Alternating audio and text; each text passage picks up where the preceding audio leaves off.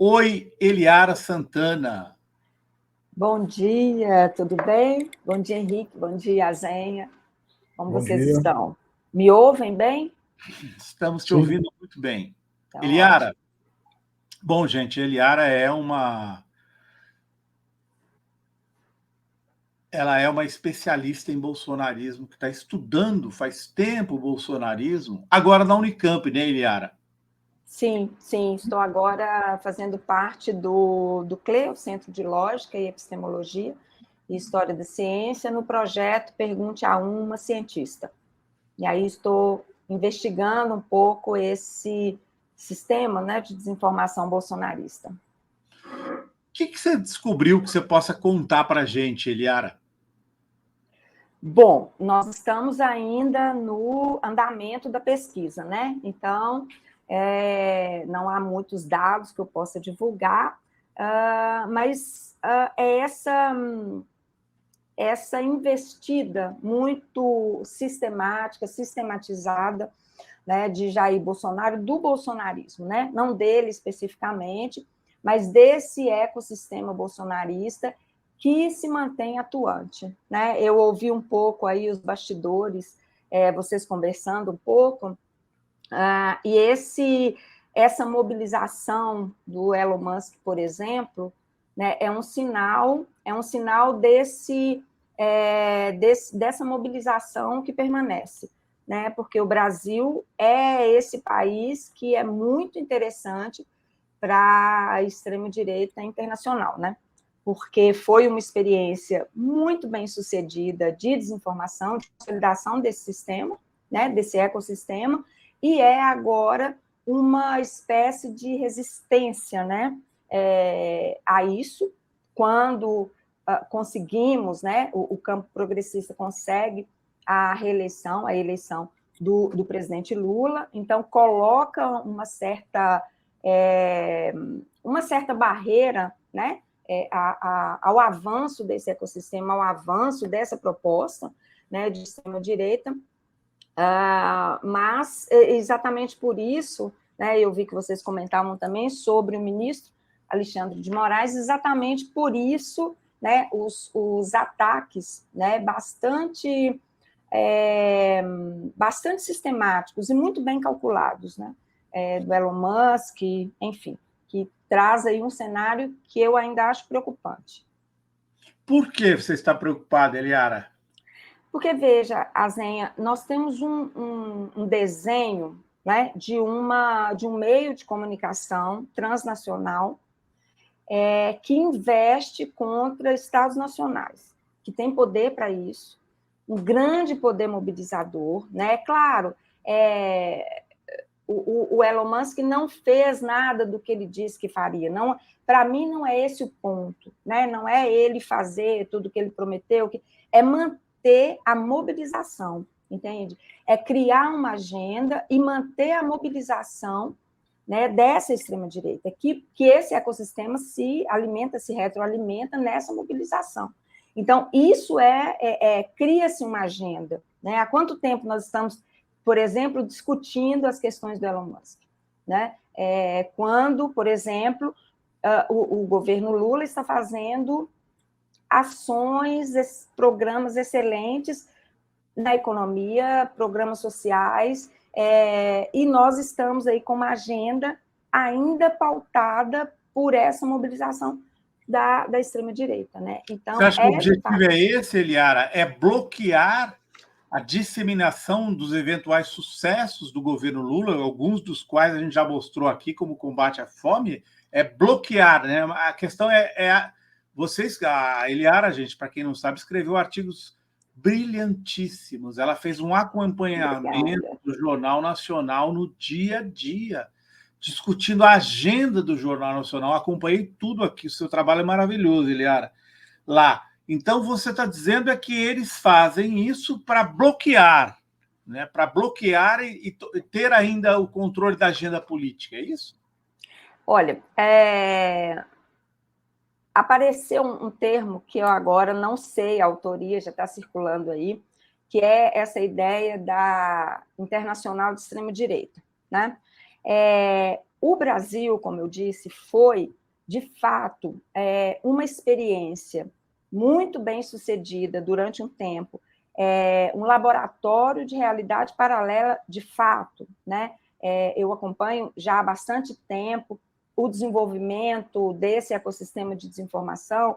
O que se fez no Brasil é muito impressionante, de fato. Criou-se uma realidade paralela. Com a derrota de Jair Bolsonaro, isso é também um golpe para a extrema-direita mundial, né?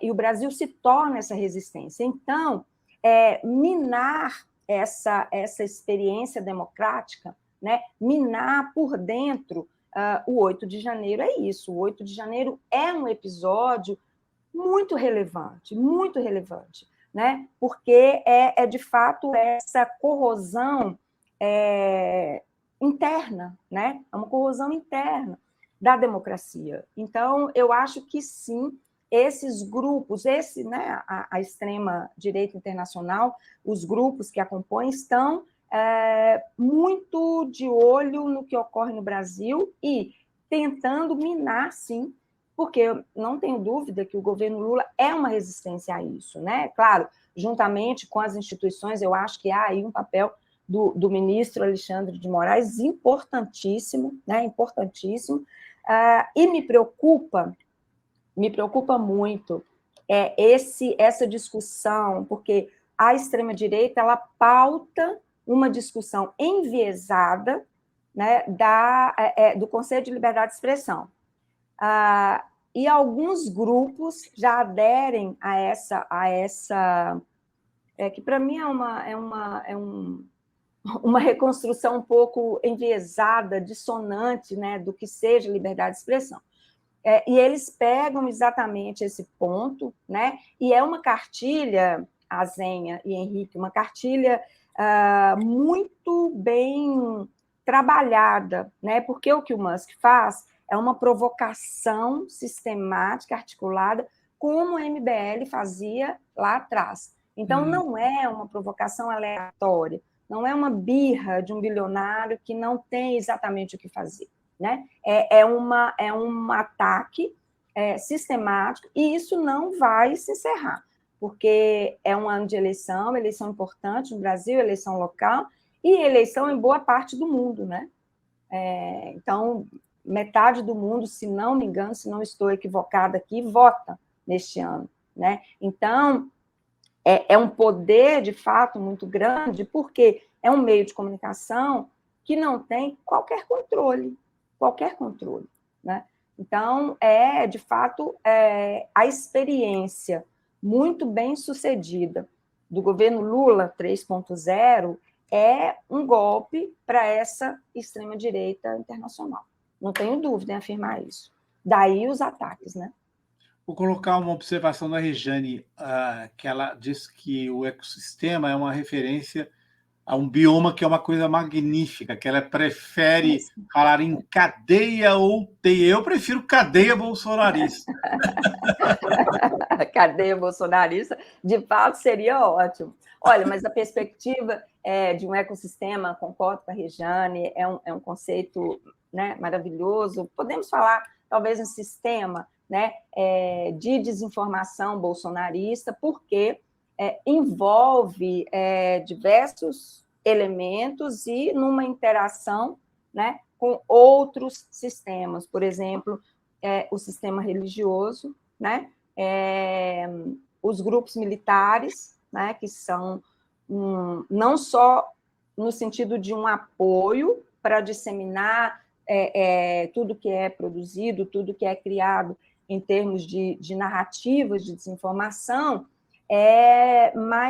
muito mais como um suporte de fato, para, inclusive, elaborar esses temas, né? Porque é nesse sentido. Então, você tem ali uma produção, né?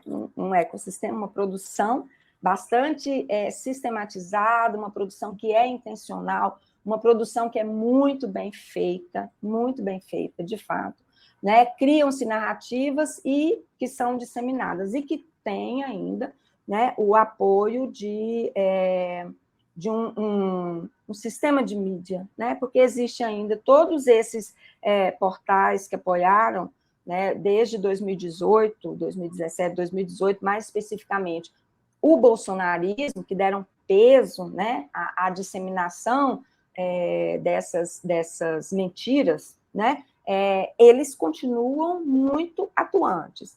E temos setores da mídia tradicional que também dão esse apoio, né, que é um apoio importantíssimo. Então, por isso, pensar em ecossistema me parece interessante. Cadeia também seria bastante interessante, de fato. Antes de passar para o Henrique, só fazer uma observação. Gente, a Eliara está fazendo por nós o que a gente não conseguiria fazer, que é ficar mergulhada nessa cadeia do bolsonarismo, sei lá quantas horas por dia ela passa. Então, ela está fazendo pela gente uma pesquisa, um levantamento que é muito importante para a gente conhecer os métodos, que só conhecendo o inimigo, o adversário político, você consegue enfrentá-lo. Então, ela está estudando muito, muito. E o Fernando está falando, teia ofende as maravilhosas aranhas, já que nós conhecemos. Então, nós vamos ter que achar um conceito mais adequado. Cadeia bolsonarista. Henrique. Eu costumava brincar que eu, por muito tempo, eu dormia com o Bonner e agora eu acordo com o Nicolas Ferreira. Então, eu acho que eu estou piorando bastante, né? Mas, enfim, é isso. Eliara, bom dia. Eu queria perguntar uma coisa para ti que eu venho perguntando a todos os entrevistados nessa última semana que estão aí, né, em áreas correlatas a essa que você atua e pesquisa. É uma pergunta repetitiva porque, na verdade, me incomoda muito, né? Na verdade, me causa uma aflição, e eu acho que em muita gente do campo progressista, que é com relação à forma como reagir a isso que a gente está vendo, a essa própria cadeia, né, esse ecossistema, aí, seja lá como a gente define. Eu vou dar um exemplo prático, inclusive. Você falou agora há pouco, usando um exemplo que você disse, e um outro exemplo muito prático. Você falou a respeito da forma enviesada, por exemplo, como as redes conseguiram propagar em muito pouco tempo essa ideia do que é liberdade de expressão, por causa dos ataques do Musk.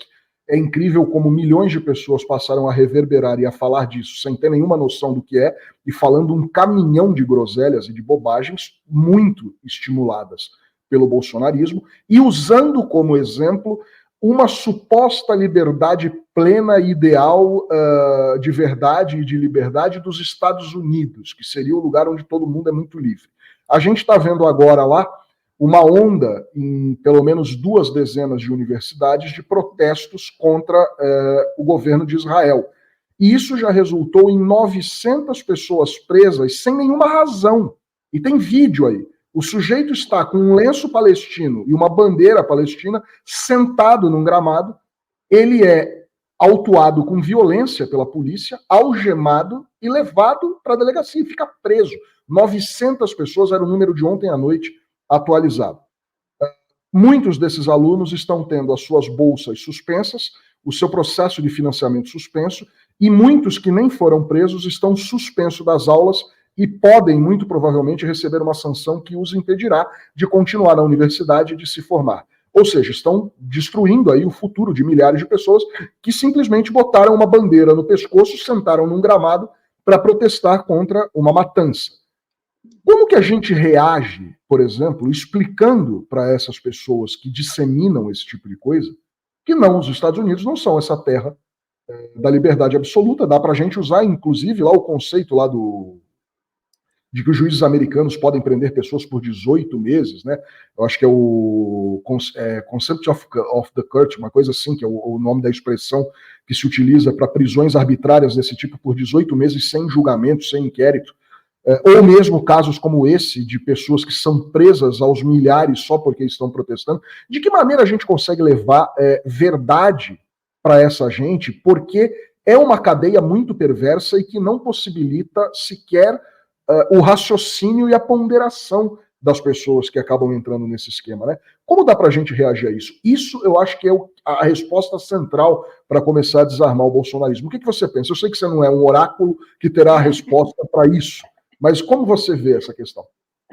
Oi, Henrique, bom dia. Essa é a pergunta de $1 milhão que sempre me fazem, e é em torno dela, né, que eu me debruço muito quando eu mergulho, né, nessas pesquisas. E aí eu acho muito importante você trazer esse tema da liberdade de expressão, porque ele foi, de fato, remodelado por essa extrema-direita, mas isso é muito curioso. Ele é uma espécie de obsessão, né, esse conceito enviesado, pela mídia brasileira, né, parte da mídia tradicional brasileira, que agora, por exemplo, ataca, né, faz alguns ataques, enfim, ao ministro Alexandre de Moraes, as medidas dele contra alguns veículos, as medidas dele contra, né, no inquérito das milícias digitais, em função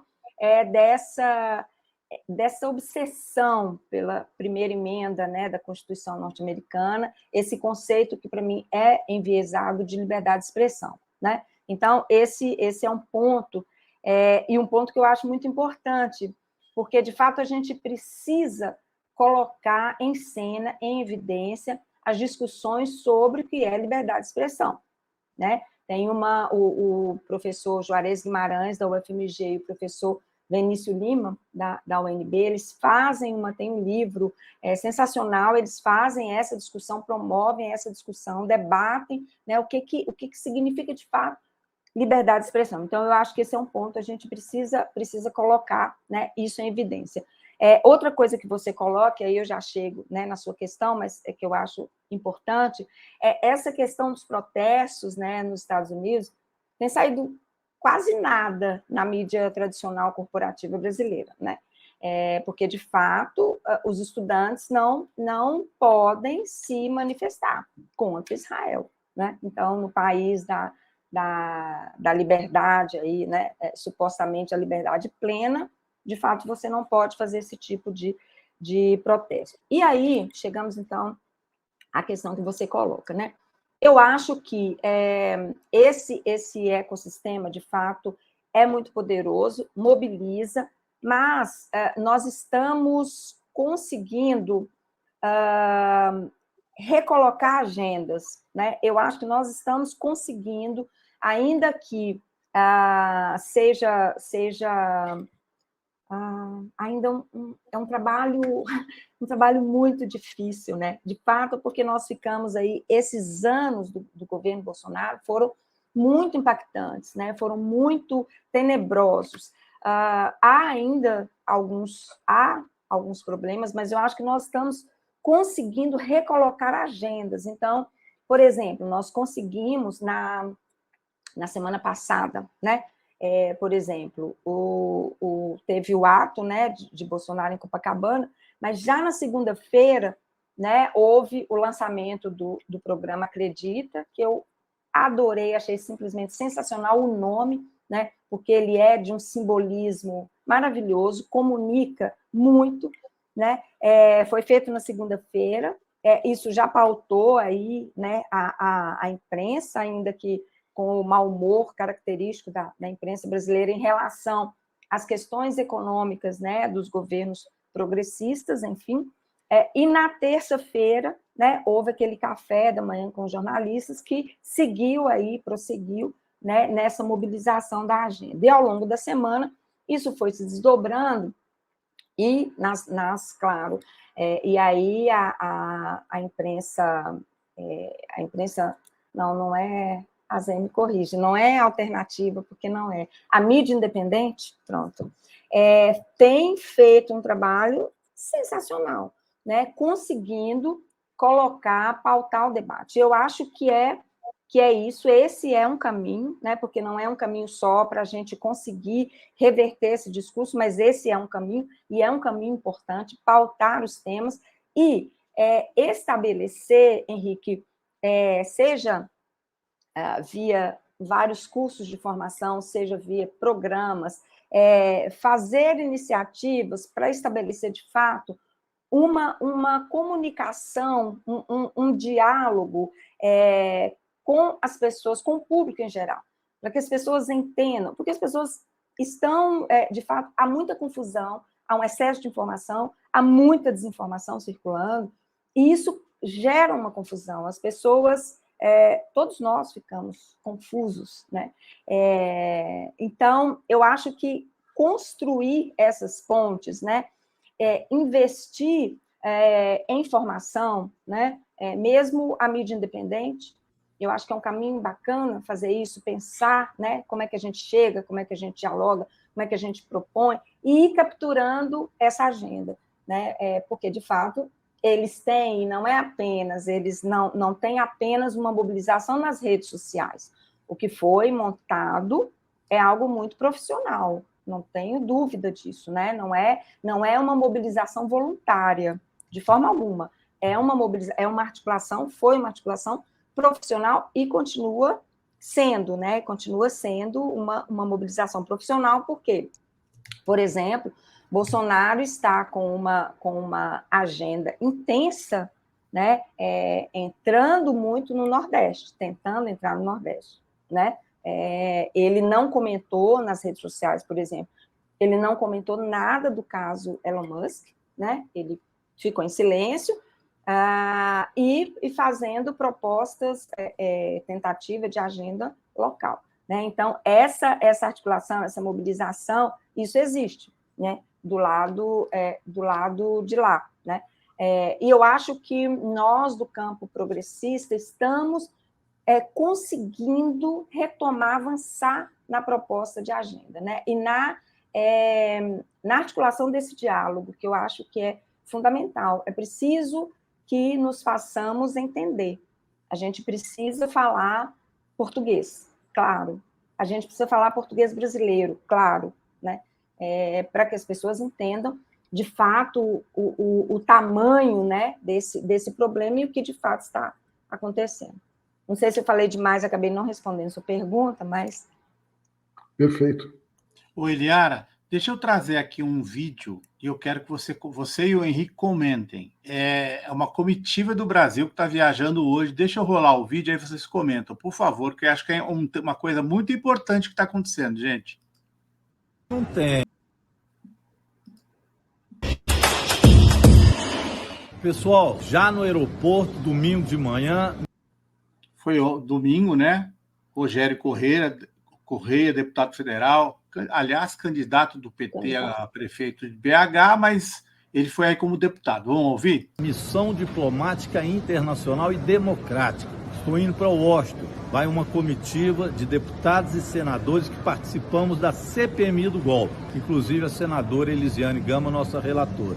Nós vamos a convite da CPI do Capitólio, que foi a tentativa de golpe lá do Donald Trump. Portanto, nós vamos fazer uma relação de conversas para garantir a democracia entre Brasil e Estados Unidos, e a pretensão é que a gente forme uma frente internacional para a defesa da democracia e o combate ao fascismo. São instrumentos importantes que nós precisamos de ter para combater essa volúpia ultradireitista que aparece no mundo e que aqui no Brasil se faz com fake news. Então nós vamos lá entregar o relatório da CPMI, fazer um intercâmbio de conversas e defender a democracia. É uma missão muito importante. Aguardem notícias, viu? Estou indo com passaporte. Tem gente que não tem. E o cartão de vacina que não é falsificado. Isso aqui é importantíssimo para poder sair do Brasil. E é bom sair, não fugido, mas sair para defender a democracia. Sempre na luta, pessoal.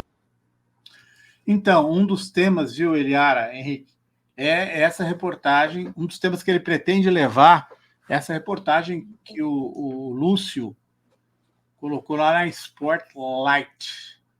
Lúcio, um excelente jornalista investigativo, Lúcio de Castro, quem cortou a luz no golpe de 8 de janeiro, né? O Lúcio teve acesso ao relatório da Agência Nacional de Energia Elétrica, que mostra todo... Começou no 8 de janeiro, não é por acaso que começou no 8, foi até 31 de janeiro, coisa de profissional no Brasil. Então, essa é uma das coisas que eles vão levar. O que lhe parece? Eu acho uma iniciativa bacana essa dos parlamentares brasileiros. O que lhe parece, Eliara? Eu acho excelente, eu gosto muito do Rogério Correia, né? Ele é o candidato, tem meu voto em BH. Eu acho que ele, para enfrentar, né, o poder do Nicolas Ferreira, por exemplo, não tenho dúvida.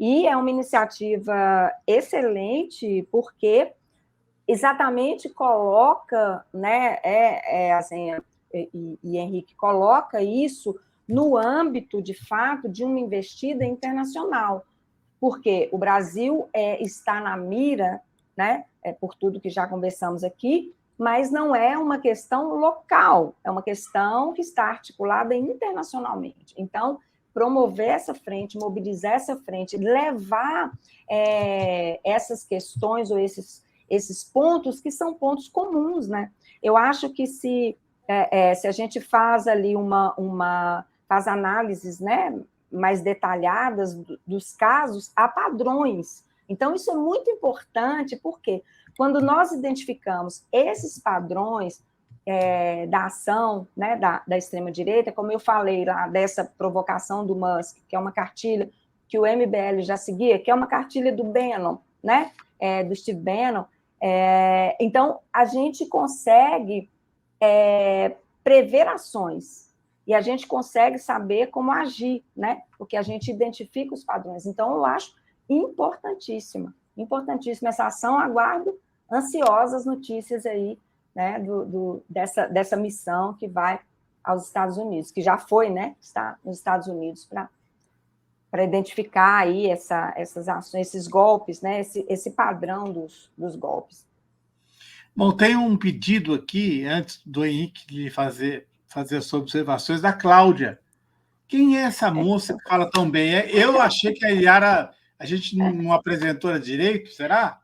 Acho que apresentou. Bom, a Eliara, você criou como que é o nome do Centro de Desinformação que você criou, Eliara?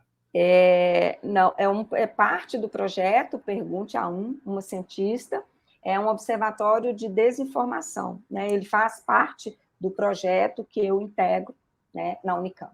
Então, na Unicamp, como é o nome? O que significa CLE? Centro de Lógica, Epistemologia e História da Ciência.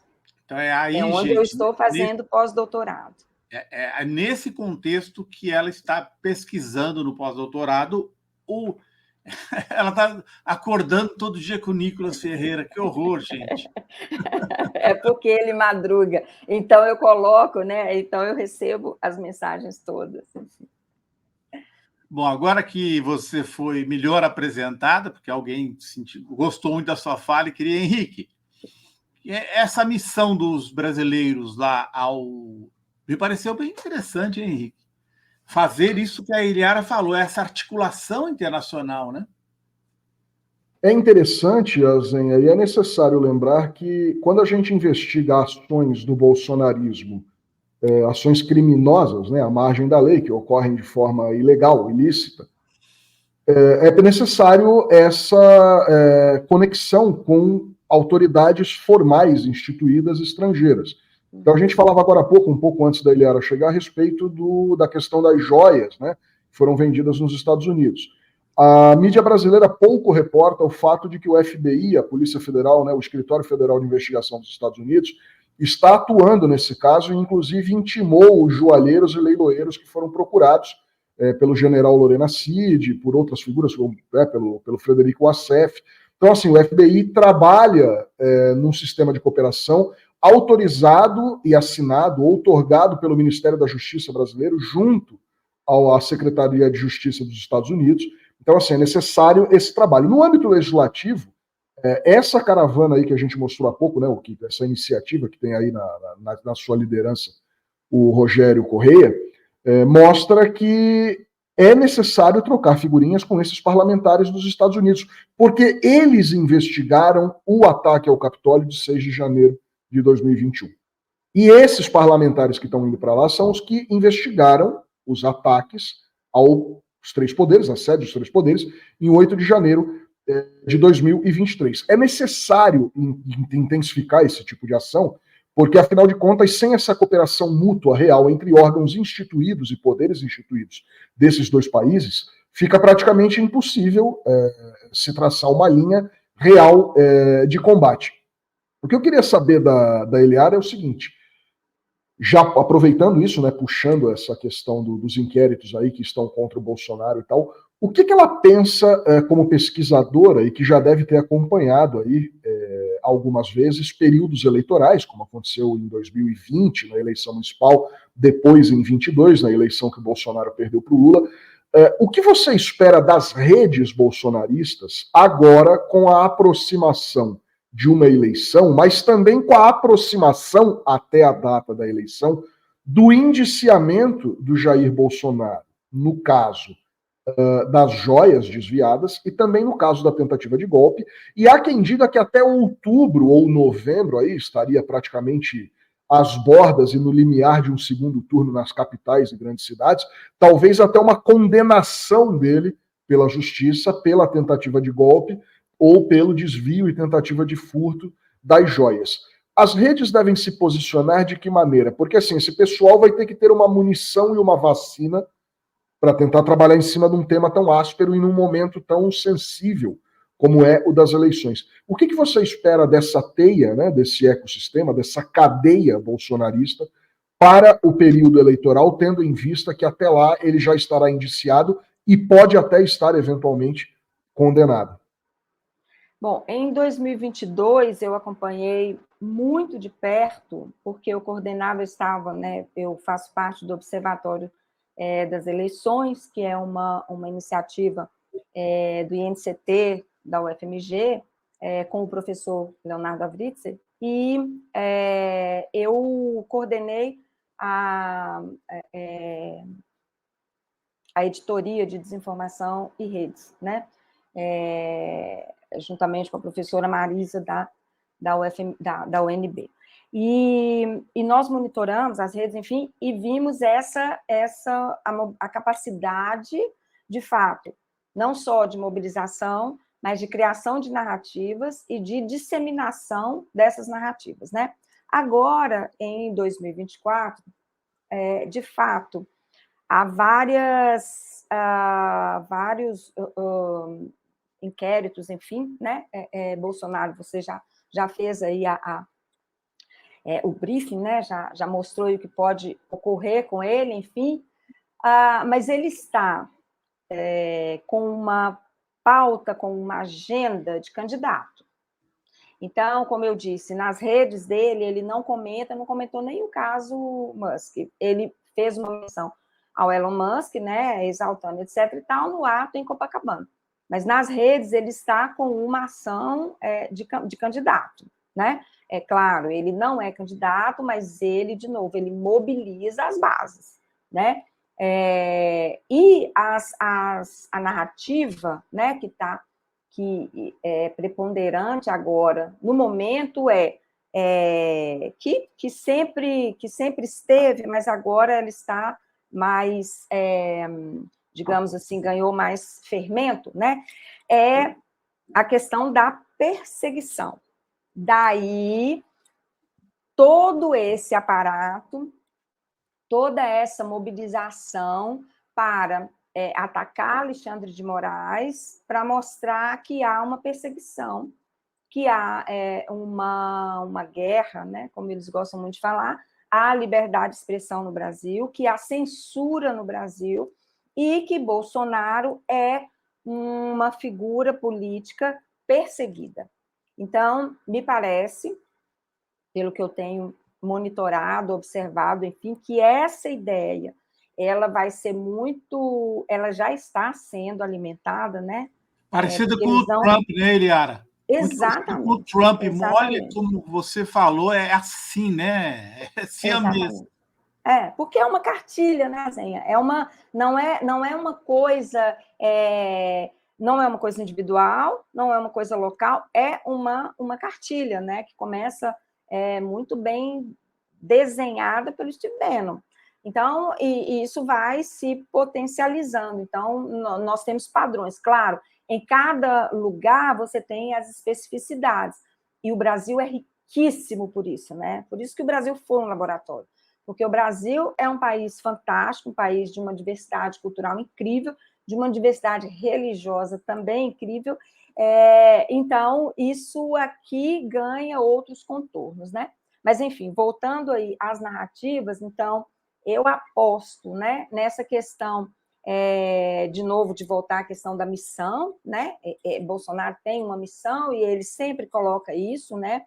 Aí fazendo os acenos e as entradas com o discurso religioso. Então, ele é essa pessoa que tem uma missão e, por isso, ele é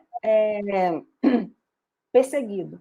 Não é à toa que a Michelle sempre fala nos discursos dele, né? Aliás, ela está um pouco sumida das redes, mas ela certamente vai voltar com outras pautas. Eu acho que ela estava aparecendo muito, né? Ela estava se fortalecendo muito, e isso incomodou, né? O núcleo machista bolsonarista, com certeza, mas ela volta porque ela tem esse fio religioso muito costuradinho, muito afinado, né? Então, ela puxa sempre ali pontos muito importantes. Então, essa narrativa da perseguição, de que há censura no Brasil, de que não se pode falar, é a narrativa que está circulando com bastante intensidade. Todos esses grandes atores, né?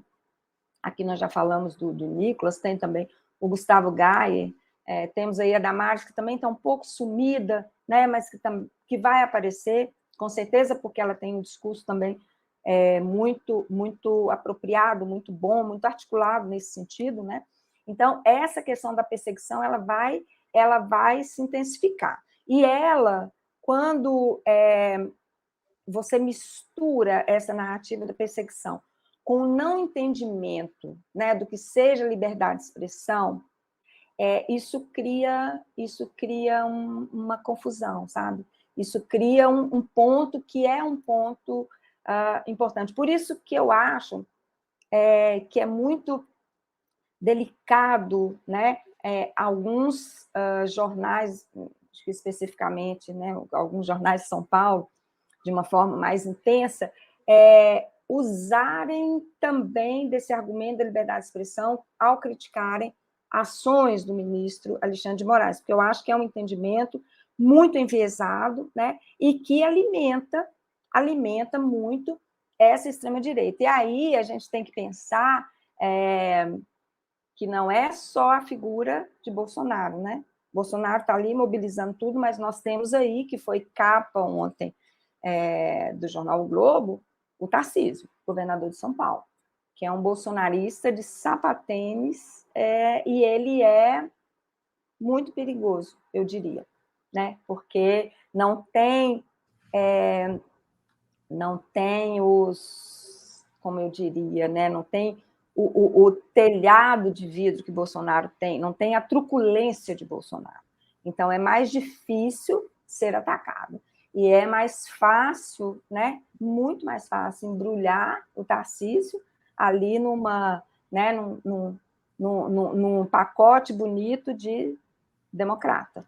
Né? E ele vem bajulando o Bolsonaro, Eliara, o discurso, não sei se você conseguiu ou teve de assistir, eu vi o discurso, viu, Henrique?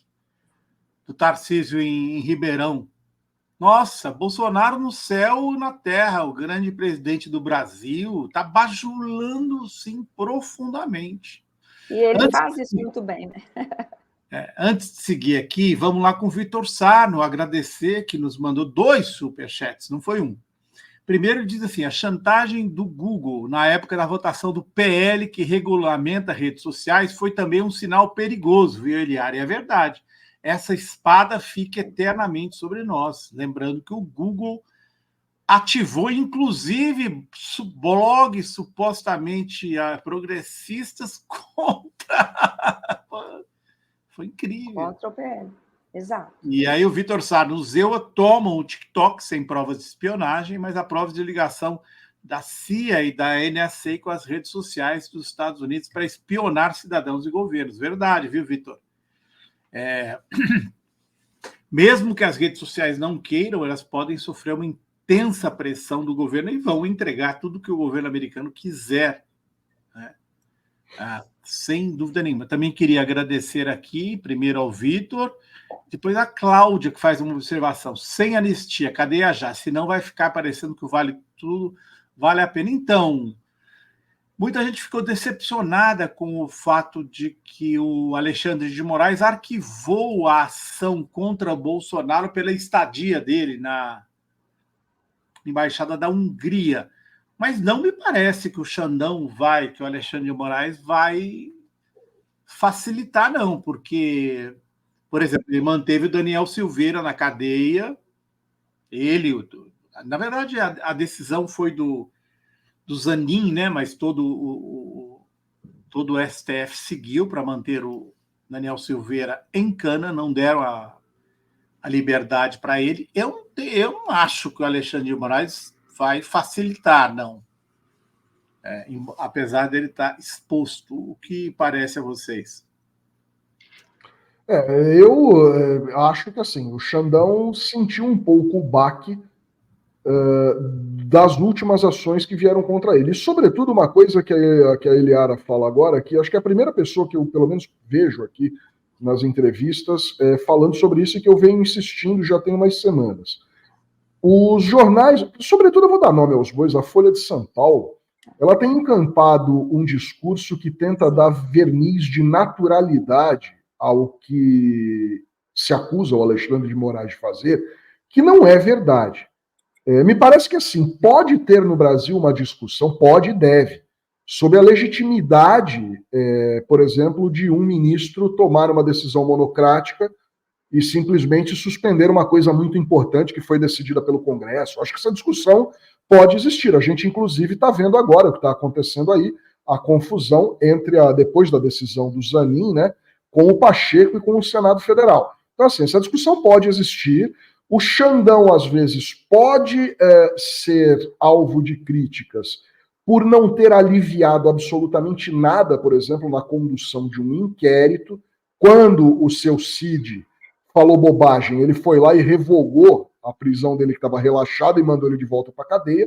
Então você pode questionar, mas nesse caso será que seria válido? Agora, questionar o que ele está fazendo, colocando uma espécie de um manto de autoritarismo sobre um sujeito que apenas está fazendo o seu papel de juiz da Suprema Corte, é um absurdo completo. Porque uma coisa é quando isso vem dessas patotas, né, desses clubinhos do chapéu de alumínio do Bolsonaro. Outra coisa é quando vem na primeira página, na home da Folha de São Paulo. Fica parecendo que existe alguma seriedade na acusação. E me desculpe, ouvindo aqui juristas, como a gente ouve toda semana no portal e aqui na TV Fórum também, pelas nossas matérias, ouvindo o Pedro Serrano, ouvindo o Lênin Streck, o Fernando Fernandes, ouvindo todos os juristas brasileiros que a gente escuta como fonte, ninguém aqui aponta nenhum tipo de abuso, nem nada do tipo, por parte do Alexandre de Moraes que justifique tal pecha de juiz autoritário ou coisa do tipo, né? Então, assim, eu entendo que o Alexandre de Moraes tirou um pouco a cara do sol da janela, porque, na verdade, estava virando uma vitrine, tomando muita pedrada.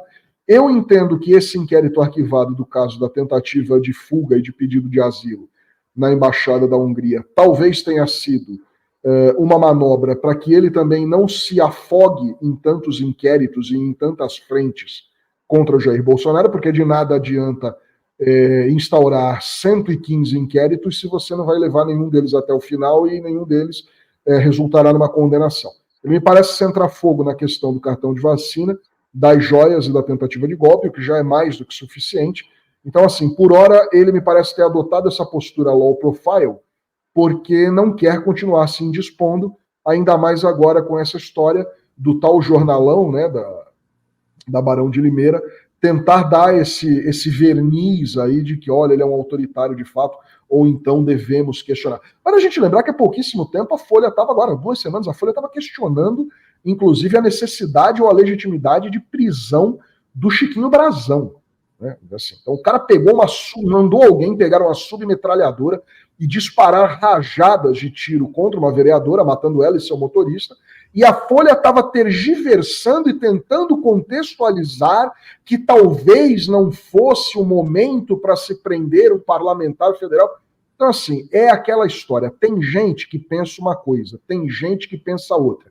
E tem gente que não pensa nada e quer ser o diferentão, que é o tempo todo apenas encher a paciência. A impressão que dá é que a Folha levou muito a sério e ao extremo esse papel que ela acredita que faz de arauto máximo, né, paladino extremo e supremo da isenção no jornalismo. Então ela, dentro dessa isenção, que não é isenção coisa nenhuma, ela acaba fazendo esse papel. Queria saber o que a Eliara pensa disso.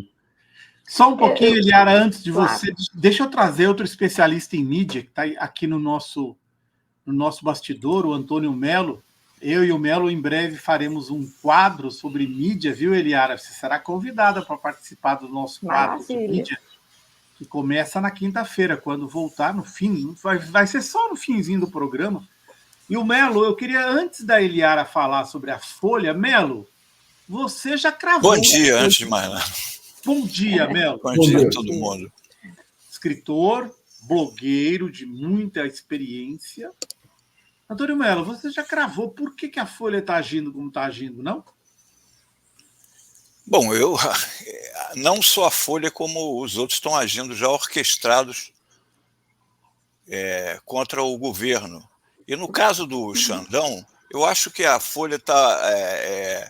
Eles falam num assunto para não falar em outro. Na verdade, eu acho que a prisão do Chiquinho Brazão não foi nem tanto pelo fato dele ser o mandante, porque isso aí vai ser ainda, ele vai a julgamento. Enquanto a pessoa não for julgada e condenada, ela é inocente, certo? Ele é acusado pela Polícia Federal de ser o mandante. O problema é que ele, como mandante, ou pseudo-mandante, ele estava atrapalhando as investigações, corrompendo o delegado, ameaçando gente, e por isso, provavelmente, que ele foi preso.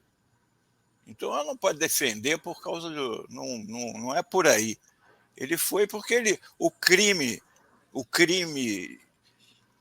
do assassinato é mas o crime do acobertamento do assassinato era continuado até a hora que ele foi preso. Enquanto ele não foi preso, ele estava fazendo de tudo para não deixar. Morreram 2 pessoas envolvidas no caso, foram assassinadas, né? O carro foi completamente destruído, as armas desapareceram. Quer dizer, fizeram de tudo para acobertar o crime. Eu acho que é por isso que ele foi preso, ele e o irmão, e não pelo crime em si. Eliara. Bom, eu acho que, em relação ao ministro, né, ele está, Alexandre de Moraes, ele, de fato, recuou para sair da cena, porque mobilizou muito, porque a discussão em torno da censura, né, do autoritarismo dele, enfim, avançou muito, mobilizou intensamente, né, as redes, esses grupos. E aí eu concordo muito com o Henrique, eu fiquei, de fato, muito irritada, né? Eu não gosto de falar quando eu estou irritada, então eu paro um pouco, penso, mas eu fiquei irritadíssima com essa história da Folha, né? De chamar, essa obsessão, né? Por esse conceito tosco e enviesado de liberdade de expressão. E aí eles mobilizam e não entendem que alimentam essa extrema-direita, né? Porque quando colocam essa discussão de autoritarismo em relação a Alexandre de Moraes, que não há, né? Eu não sou especialista em direito, mas também ouço, Henrique, todos esses que você citou, né? E não há esse traço, e neste momento, né? Neste momento, depois do 8 de janeiro, neste momento em que Bolsonaro continua mobilizando. Essa é a questão. Esse aparato de desinformação, ele não está desarticulado. Nós vivemos aí constantemente, né? Alguém mencionou, e a espada sobre nós é isso, é disso que se trata, né? E é uma articulação que estamos vendo agora, é também internacional, de olho no Brasil. Então, é no mínimo leviano isso que a Folha faz, né? Mas hoje, como se não bastasse, né? O jornal traz de novo outra obsessão, que é essa falsa equivalência entre Lula e Bolsonaro, né? Num artigo, enfim, dizendo que tanto Bolsonaro quanto Lula tergiversam ou usam a defesa da democracia como retórica. Francamente, eu acho irresponsável essa atitude da mídia corporativa, porque não podemos colocar Bolsonaro no campo democrático. Essa é a questão, esse é o ponto. Não podemos tratá-lo como alguém, um representante do campo democrático, porque ele não é.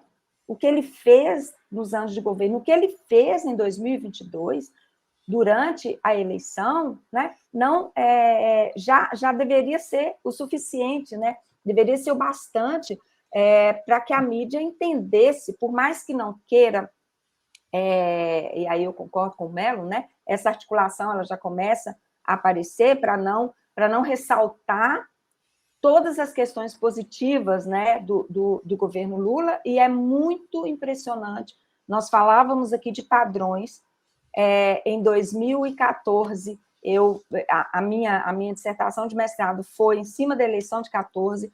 Eu analisei os jornais impressos, os maiores, as revistas, né, e era exatamente esse padrão, né, de as notícias de economia positivas, elas não tinham dono, elas não tinham sujeito agente, não havia governo, e tudo que era positivo, né, foi quando a Folha lançou aquela estrutura de título de usar o mas, usar uma adversativa ali para causar um ruído, né, em algo que seria positivo, você faz um título grande, uma manchete grande, e coloca o mas no meio, né? Então, o padrão é o mesmo, né, de tecendo essa desacreditação no que é positivo, né, um governo que em um ano, né, um ano apenas, já está reerguendo a economia que foi destroçada, né, um país que foi destroçado. Então, concordo com o Henrique e